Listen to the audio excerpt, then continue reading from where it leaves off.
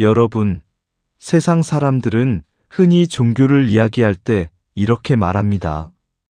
어느 신을 믿느냐? 어떤 신앙을 가지고 있느냐?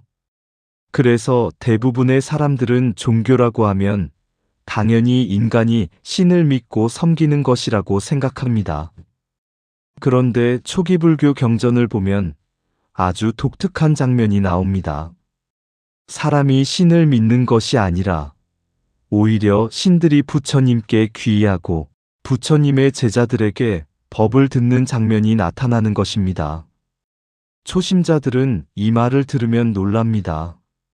아니, 신이 인간에게 절을 한다고요? 하지만 초기 경전에는 실제로 그런 내용이 자주 나옵니다. 예를 들어 상유따니까야의 사가경에서는 신들의 왕 사가, 즉 제석천이 부처님께 귀의합니다. 또 부처님의 제자인 모갈라나 존자가 신들에게 설법하는 장면도 나타납니다. 왜 그럴까요? 불교에서는 신도 영원불멸한 절대자가 아니라 업과 조건 따라 태어나고 죽는 윤회 속 존재로 보기 때문입니다. 오늘은 이 내용을 통해 신을 믿는 종교와 신이 믿는 종교의 차이점을 초심자도 이해하기 쉽게 비유와 함께 살펴보겠습니다. 세상의 종교는 크게 보면 세 방향으로 나뉩니다. 첫째는 신을 믿는 종교입니다. 기독교와 이슬람교처럼 절대적인 창조주나 영원한 신이 존재한다고 보고 인간은 그 신을 믿고 섬겨야 하며 그 믿음이 구원의 핵심이라고 말합니다. 둘째는 범하일려를 목표로 하는 종교입니다. 힌두교처럼 인간 안에 아트만 참나과 우주의 절대, 원리인 브라만이 하나가 된다는 합의를 해탈의 목표로 삼습니다. 셋째는 불교입니다. 불교는 신도법을 믿어야 한다고 말합니다. 즉, 신조차도 무상하고 신조차도 윤회하며 신조차도 늙고 죽는다는 것입니다. 그래서 불교에서는 신도 완성된 존재가 아니라 아직 해탈하지 못한 중생으로 봅니다. 마치 왕국으로 비유하면 이렇습니다. 어떤 나라에서는 왕의 말이 곧 법이고 진리입니다. 그러나 불교는 다릅니다. 불교에서는 왕도 법을 배워야 하고 신하도 법을 배워야 하고 백성도 법을 배워야 합니다. 왜냐하면 누구든지 무명과 가래를 끊지 못하면 괴로움에서 완전히 벗어나지 못하고 윤회하기 때문입니다. 그런데 사람들은 왜 굳이 영원한 신이나 영원한 자아를 상상하게 되었을까요? 부처님은 그 이유를 착각 때문이라고 설명하십니다. 비유를 들어 설명하겠습니다. 형광등은 실제로 1초에 수십 번 깜빡인다고 합니다. 하지만 우리는 그것을 보지 못합니다.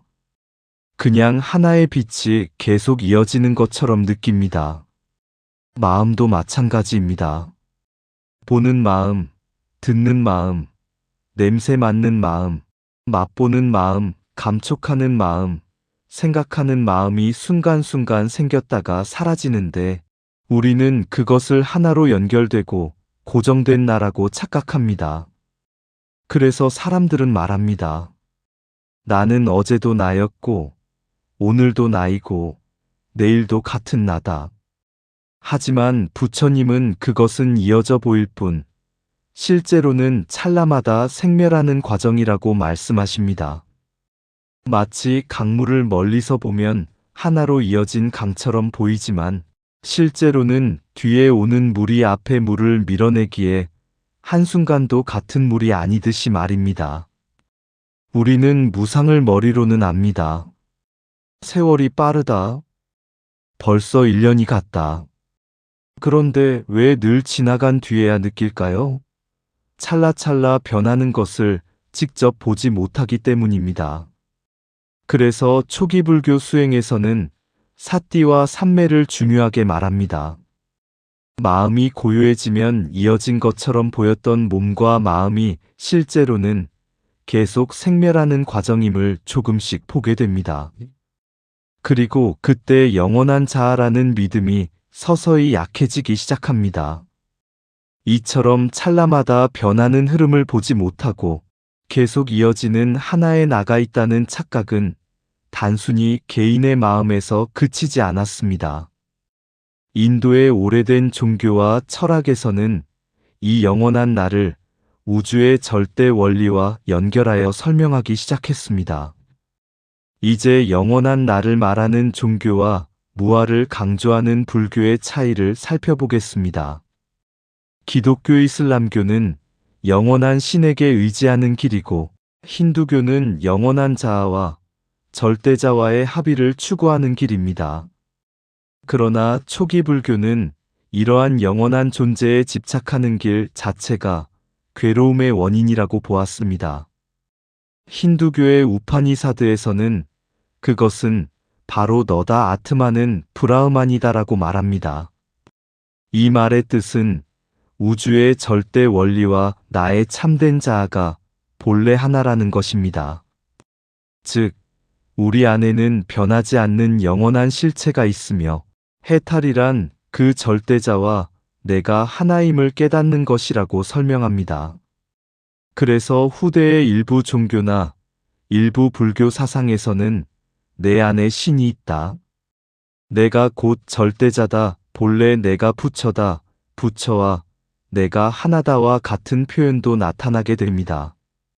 즉, 우주의 절대 원리와 자기 자신이 본래 하나라는 우파니사드적 사고방식이 다른 종교적 표현 속에도 스며들게 된 것입니다. 부처님은 영원불멸한 실체를 찾지 않으셨습니다.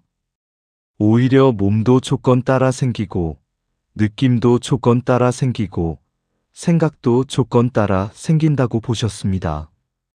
이것이 바로 연기법입니다.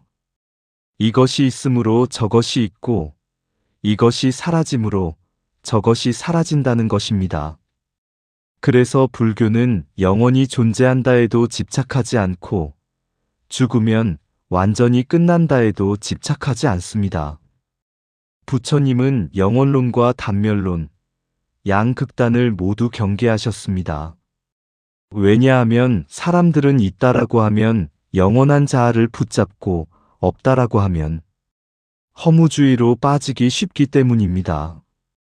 그래서 부처님은 존재론보다 조건과 과정의 흐름을 보라고 하셨습니다. 이처럼 초기 불교는 영원한 실체를 찾기보다 조건과 과정의 흐름을 강조했습니다. 그렇다면 왜 신들조차 부처님께 귀의하는가? 그 이유를 마지막으로 살펴보겠습니다. 초기 경전에는 많은 천신들이 부처님께 귀의하는 장면이 나옵니다. 특히 사가, 즉 제석천은 신들의 왕으로 묘사됩니다. 한국식 표현으로 하면 하늘의 신, 하느님 같은 존재라고 볼 수도 있습니다. 그런데 그 사가조차 부처님께 귀의합니다. 왜냐하면 신의 세계도 영원하지 않기 때문입니다.